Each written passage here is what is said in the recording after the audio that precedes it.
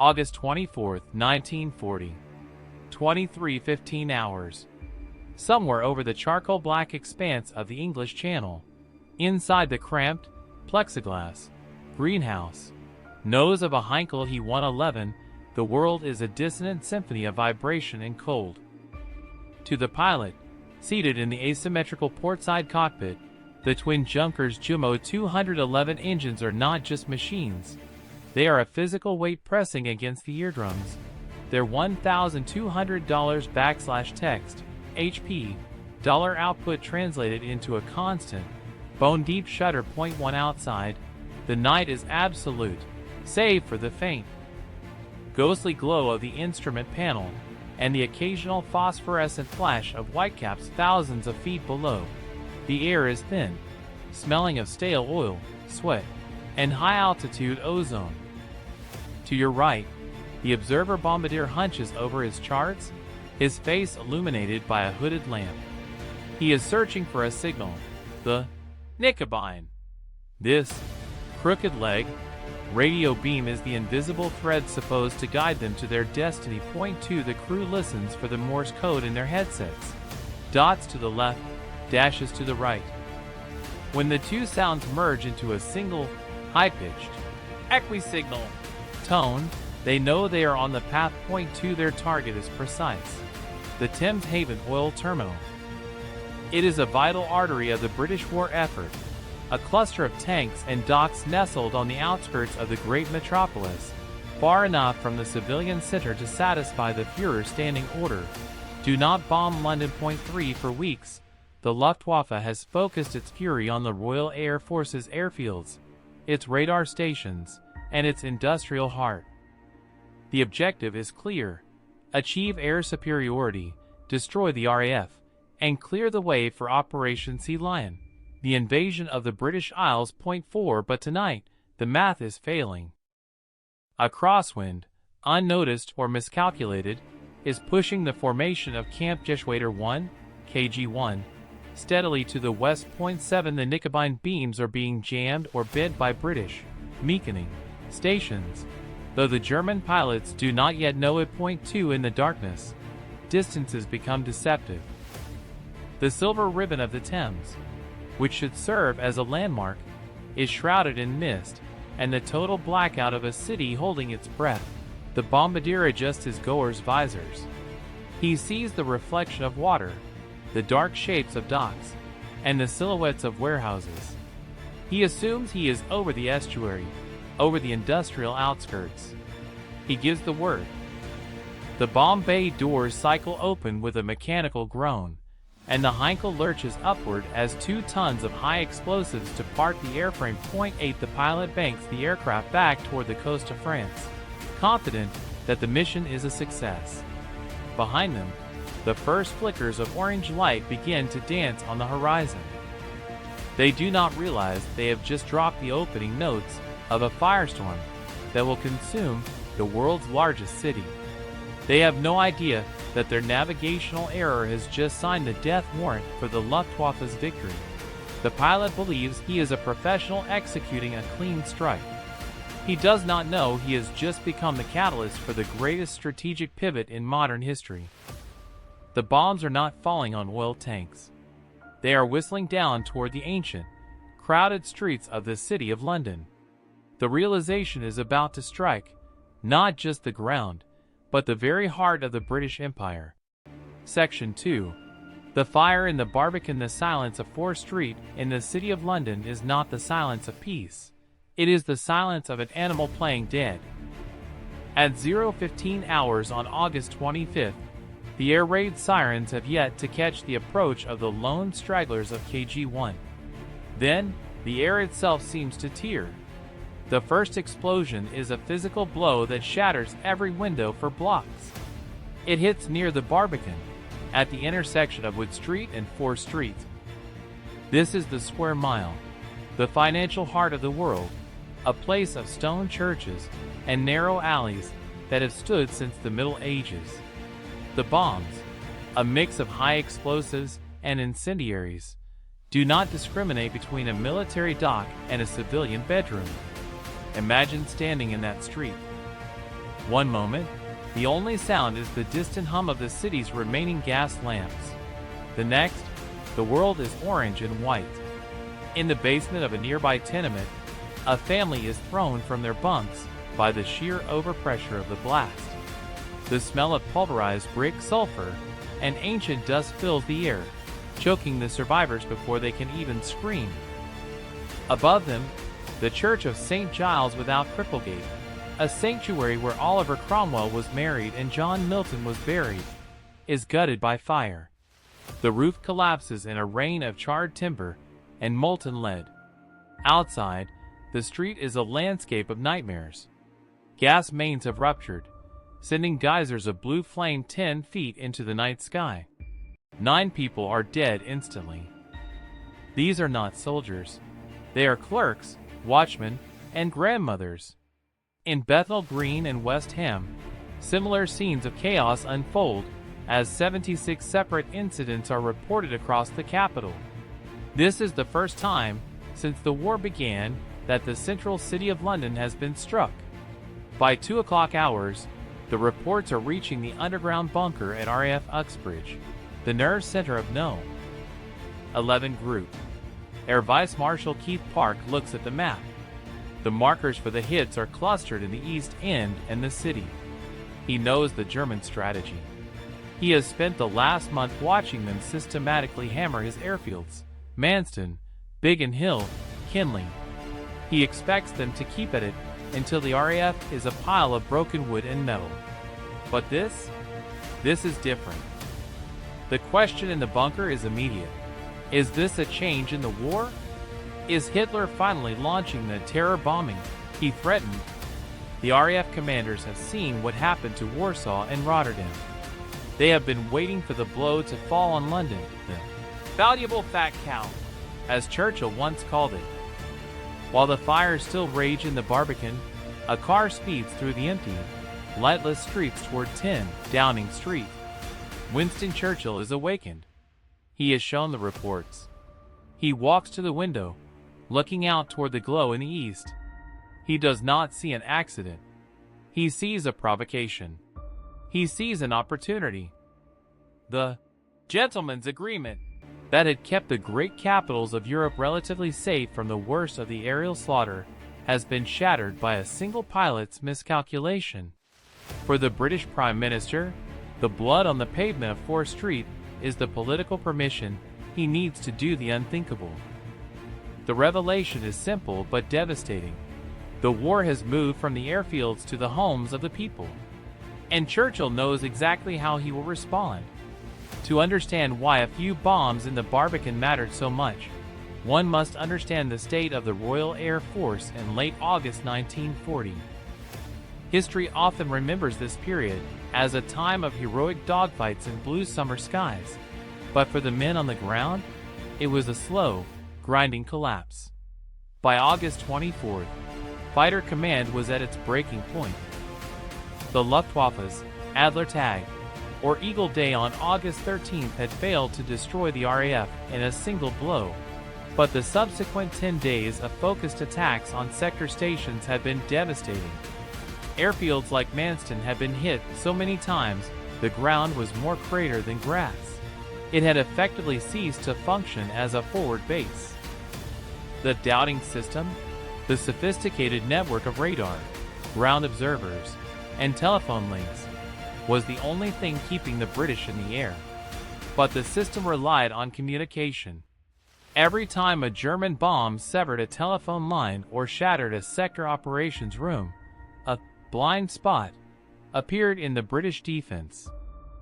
Imagine the tension in the plotting rooms as the WAF personnel moved markers across the giant maps, knowing that behind the wooden counters, the very infrastructure of their defense was being pulverized. The human cost was even higher. Pilots, the few, were flying 5, 6, or 7 sorties a day. They were teenagers who had been fast-tracked through training, some arriving at combat squadrons with fewer than 10 hours in a Hurricane or Spitfire. They were so exhausted that they often had to be lifted out of their cockpits, their hands shaking too much to unbuckle their own harnesses. You can feel the vibration of the Merlin engine still humming in their bones long after they land. The ground crews were perhaps in even worse shape. They lived in slit trenches, narrow gaps in the earth dug next to the runways, shielding themselves with their hands as Ju-87 Stukas shrieked down to deliver their payloads. They worked through the night, fueling and rearming planes by flashlight, their eyes red from fatigue and the grit of constant explosions. On August 18th, the hardest day, the RAF had lost nearly 30 fighters in the air, but dozens more had been pulverized on the ground. The margin of survival was thinning. Air Chief Marshal Hugh Dowding knew that if the Luftwaffe continued to hammer his airfields for another 2 weeks, the RAF would be forced to retreat north of the Thames, leaving London and the southern coast wide open to invasion. The German intelligence, led by Beppo Schmid, believed the RAF was down to its last 300 fighters. They were wrong. The British production under Lord Beaverbrook was miraculously keeping pace with losses, but they weren't wrong about the strain. The Dowding system was like a shield that was beginning to crack. The accidental bombing of 4th Street happened at the exact moment when the British defense was most brittle. Had the Luftwaffe known how close they were to victory, they would have redoubled their efforts on the airfields. But the smoke rising from the City of London changed the perspective of the man at the top. The shift in power was subtle, but real. The victim was about to become the hunter. Section 4. The Lion's Roar. On the afternoon of August 25, 1940, the British War Cabinet met in a climate of grim determination. Churchill was doggedly belligerent. He argued that the German bombing of London was a deliberate strike against civilians, despite any evidence of it being an accident. To Churchill, the distinction didn't matter. What mattered was the psychological shift. For months, the British people had watched the RAF fight a lonely battle in the clouds. Now, the war had come to their doorsteps. If the government did not retaliate, the morale of the nation might buckle. He spoke of London as a valuable fat cow, tied up to attract the beasts of prey. But he was tired of being the prey. He sent for Air Marshal Sir Charles Portal, the head of Bomber Command. The order was simple. Hit them in their own country. Make them feel in their own towns, and in their own person something of the havoc they have wrought. The target, Berlin. This was a suicide mission in all but name. Berlin was 600 miles away, 6 times the distance from London to the German bases in France. The bombers of 1940, the twin-engine Whitleys, Wellingtons, and Hamptons, were slow, poorly defended, and lacked the sophisticated navigation equipment of the Germans. To reach Berlin, they would have to fly for 8 hours through some of the most heavily defended airspace in the world, much of it in total darkness. The pilots who were told they were heading for Big B Berlin didn't cheer. They knew the odds. The Hamptons, in particular, were at the absolute limit of their fuel capacity. If they encountered a strong headwind on the return journey, they would run out of gas over the North Sea. Imagine sitting in a cockpit that feels like a tin can, knowing that every gallon of fuel is a minute of life. But as the sun set over East Anglia, the bombers began to taxi. These were the forgotten few of Bomber Command. While the fighter pilots were the glamorous knights of the air, these men were the delivery drivers of destruction, flying heavy, lumbering crates into the maw of the Nazi beast. As the first Wellington lifted off from its grass runway, Churchill sat in the underground war rooms, a cigar clamped in his teeth. He was playing a high-stakes game of poker with the fate of London. He knew that by hitting Berlin, he would provoke Hitler into a rage. He knew that rage would lead to a change in German strategy. The shift in power was now total. The British had seized the initiative, moving from a defensive crouch to a desperate, lunging attack.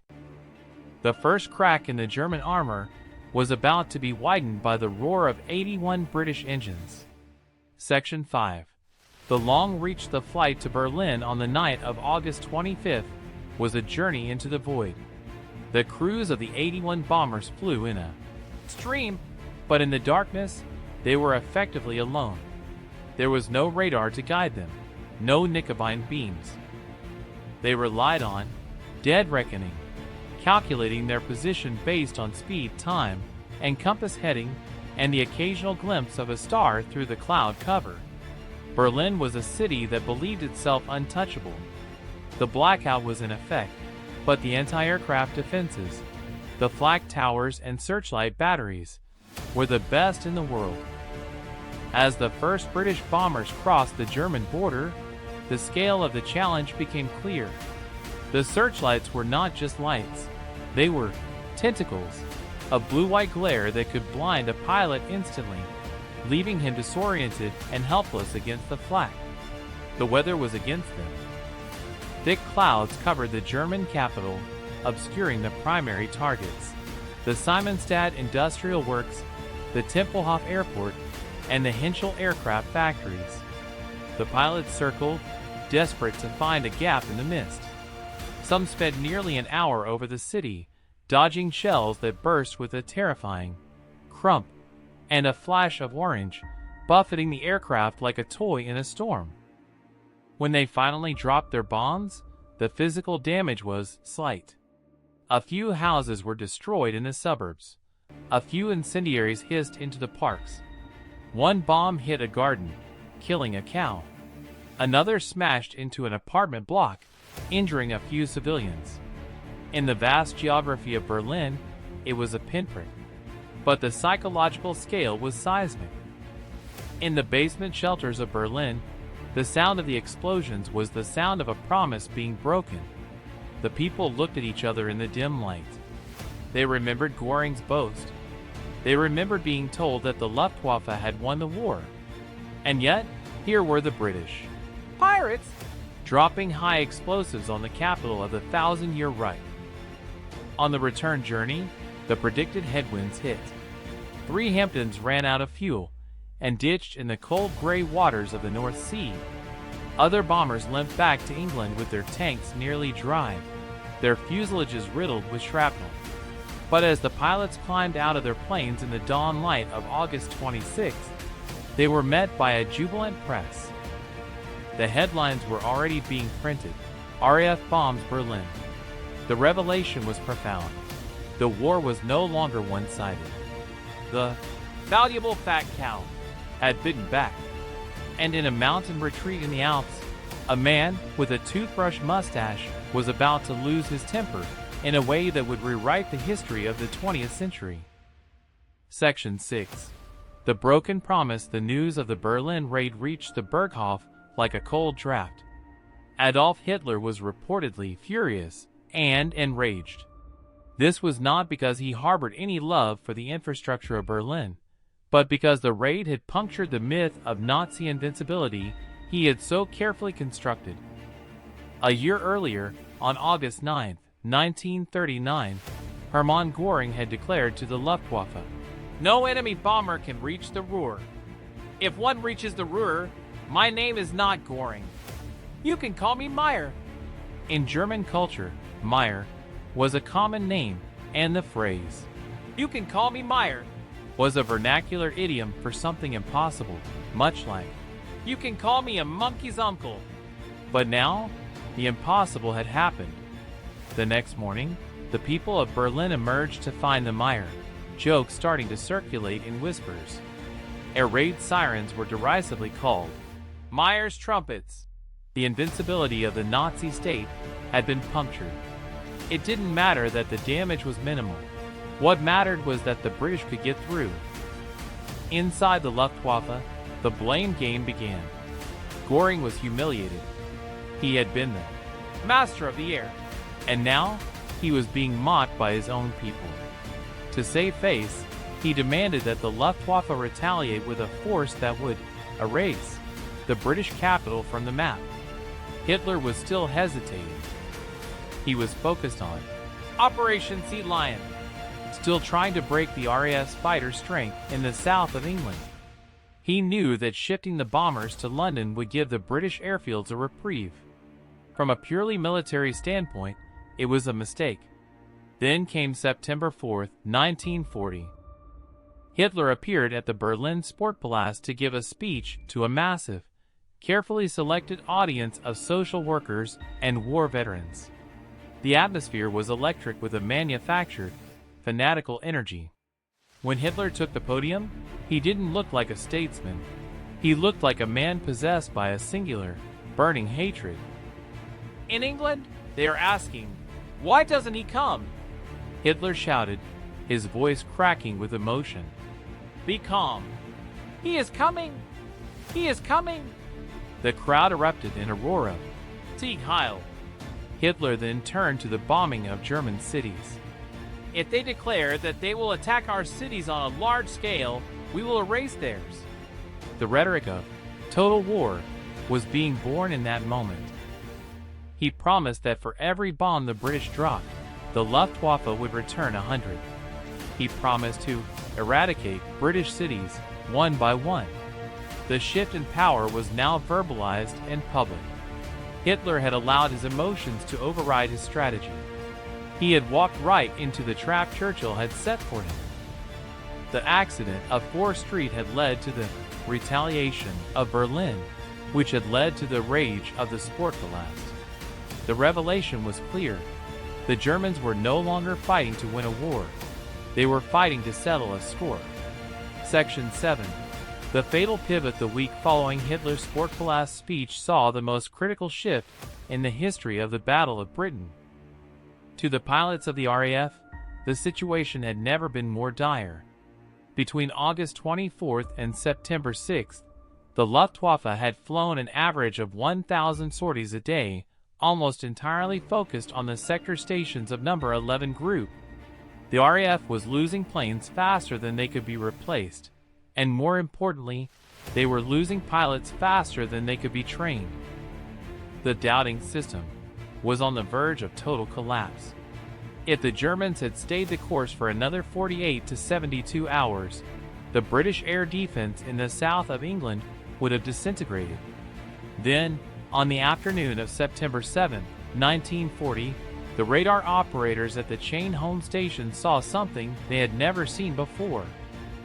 Instead of splitting into small groups to target individual airfields, the German formations, nearly 1,000 aircraft, began to mass into a single giant armada. They crossed the coast at Kent and headed straight for the Thames estuary. Imagine the sight. A wall of steel stretching from horizon to horizon, the sun glinting off thousands of wings. Keith Park, watching the plotting table at Uxbridge, realized with a start that they weren't turning toward the airfields. They were heading for the docks. They were heading for London. This was Black Saturday, the start of the Blitz. For the civilians in the East End, it was the beginning of an 8-month nightmare that would kill 40,000 people and destroy 1 million homes. But for the RAF, it was a miracle. As the bombs began to rain down on the warehouses and tenements of Wapping and Stepney, the pressure on the airfields vanished. The ground crews, who had spent weeks living in terror, suddenly found themselves in an eerie silence. They were able to repair the runways, fix the telephone lines, and get the battered Hurricanes and Spitfires back into top fighting condition. The Luftwaffe had committed the ultimate strategic blunder. They had stopped attacking the center of gravity, the airfields, and started attacking a prestige target, the city. The scale of the mistake was so vast it would take months for the Germans to realize it. By the time they tried to switch back to the airfields, the RAF had recovered its strength. The few had become the many, reinforced by fresh pilots and a constant stream of new aircraft from Beaverbrook's factories. The revelation of September 7th was a bitter irony. The destruction of London was the salvation of England. The fires that lit up the night sky over the Thames were the funeral pyre of Operation Sea Lion. Because as long as the RAF stayed in the sky, the German army could never cross the water. The accidental bomber of August 24th had not just missed its target, it had missed the chance to end the war. Section 8. When the scale becomes clear by mid-September, the Battle of Britain reached its climax. On September 15th, now celebrated as Battle of Britain Day, the Luftwaffe launched 2 massive raids on London, convinced that the RAF was down to its last gasp. Instead of a hollowed-out force, they were met by every single flyable fighter in number 11 and number 12 groups. The Big Wing tactics of Lee-Mallory combined with Park's precise interceptions to shatter the German formations. The Luftwaffe lost 60 aircraft in a single afternoon. Hitler, watching from afar, realized the truth. He had lost the air war. On September 17th, he indefinitely postponed Operation Sea Lion. The invasion was over before it ever began. The focus of the Luftwaffe shifted entirely to the night bombing of cities, the Blitz. For 57 consecutive nights, London was bombed. The accident of 4th Street had become the policy of the Reich. But as interwar theorists like Duhet had predicted, terror bombing of civilians did not break national morale. It galvanized it. The British people, rather than calling for surrender, called for more retaliation. "We can take it!" became the slogan of the survivors in the rubble. Churchill's gamble had paid off. He had sacrificed the peace of London for the survival of the world. The ripples of that single navigational error on August 24th eventually reached the far corners of the globe. Because Britain remained in the war, it became the unsinkable aircraft carrier for the eventual American entry into the conflict. It became the base from which the liberation of Europe would eventually be launched. If the bomber had hit its target, the oil tanks at Thames Haven, it would have been just another successful raid in a summer of raids. But because it missed, it triggered a chain of human emotion, anger, pride, revenge, and stubbornness that overrode the cold logic of military strategy. The final realization of this story is a haunting one. History is not always made by the grand designs of great men. Often, it is made by a single tired pilot, a flickering radio beam, and a wrong turn in the dark. The bomber that missed its target didn't just change the war. It saved the world at the cost of the very city it was trying to avoid.